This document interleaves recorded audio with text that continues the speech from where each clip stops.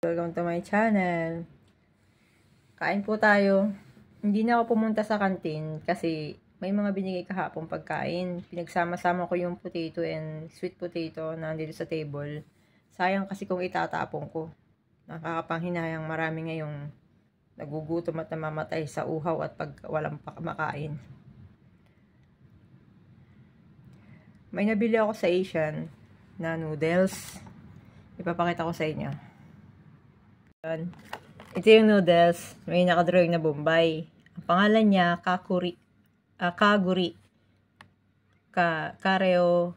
Kare Bajida. So, yung noodles ay inaanahan ko na ng tubig na mainit. Kakainin ko ngayon tanghalian to. Galing ko nga.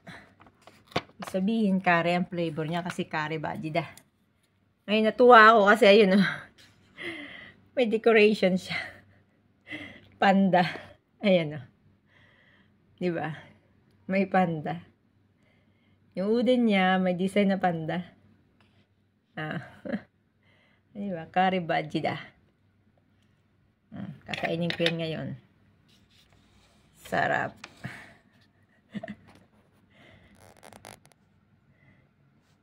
Okay. Yan na. Si Kare Bajida ay kakainin ko na. Tiabon. Pamogo. Ramyun mogo.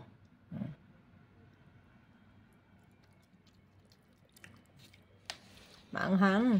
Maanghang siya. Yung yung mukha ng panda maanghang. Yung noodles. Ayan na. Luto na.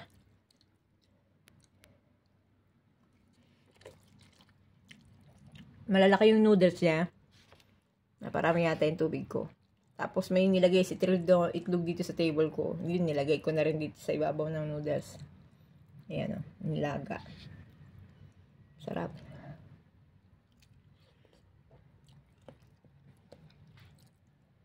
Mahal to. Ang original price niya is 12 shekel.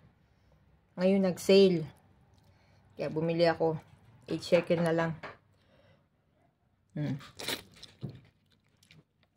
Bye. Tiabon. Erlinda. Ay, baka gusto nyo tinapay dito ko. Nakatiyuakan ka sa pagkain. Dumating si Erlinda, kumatok. May dalang napakaraming tinapay. Dito daw muna yung mga tinapay at dito humingi ang mga kasama naming girls. Ito tinapay na to galing sa mga pulis. Pinapadispatch siya na. Ay si Erlinda naka-assign sa public. O diba? Sa kanya nakasalalay ang aming ikakataba. Ay hindi naman mataba si Erlinda. Ayan, thank you pala Erlinda. Hindi namin maubos to, kaya wag po kayong mag-alala mga kapamilya namin. Nandito kami sa lugar na maraming pagkain. Nandito kami sa City of Bread, Beersheba. Sige po. Bye-bye na po. Habang walang pasok, kakain ako ng kakain. Kakainin ko yung nila ni Erlinda ng tinapay. Bigay ng mga pulis. Pinapatapon na. Sayang. Masarap. Palaman niya ay cheese. Tapos, para siyang egg sandwich. O nga. Egg ang palaman. Kain po tayo.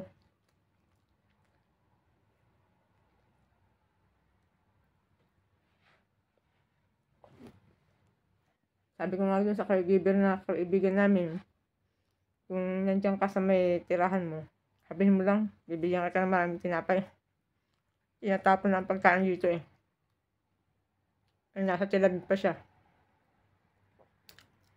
Hindi man siya pili sa hotel namin kasi hindi naman siya dito worker. Ang matutulong ko pagkain. Makapagbigay ako maraming pagkain sa kanya. Okay. Ipagpatuloy natin ang pagkain ng noodles. Maganda itong pagkain na to ng kare na noodles ng Korea. Bombay noodles. Kare Bajida.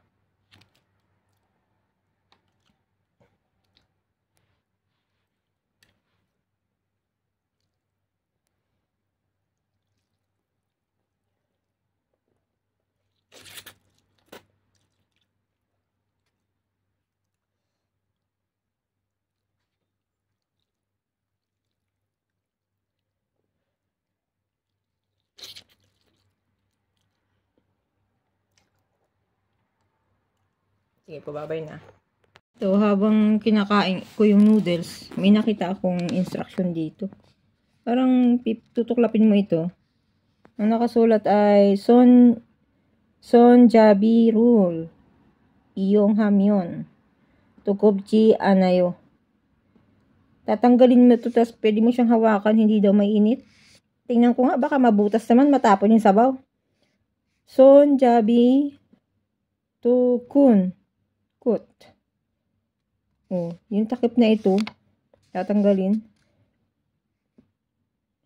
Sonjabi suri meat. Ilalim. Swigobi joey haseyo. At itinan ko kung ano yan. Mamaya matapon pa yung laman yan. Yan, tinuklap ko. Ginanon.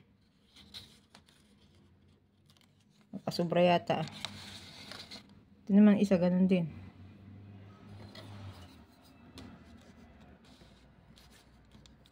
Kailangan may panungkit ka.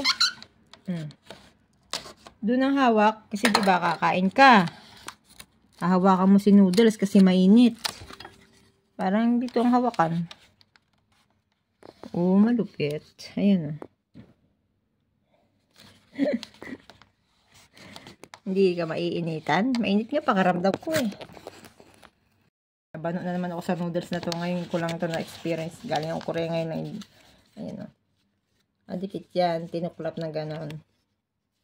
Siguro dyan ang hawak. Mainit ah.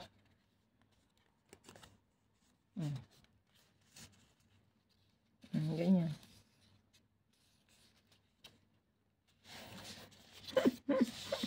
Ganon lang.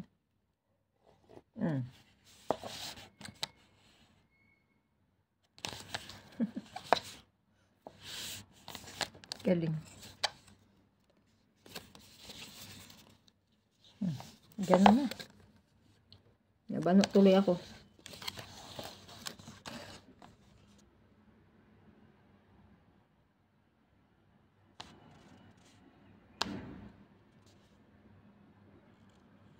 Para pagka iinumin mo, higupin mo doon ang hawak para hindi ka mainitan. Mainit naman eh, pero curious na ako. O, diba? Ayos na.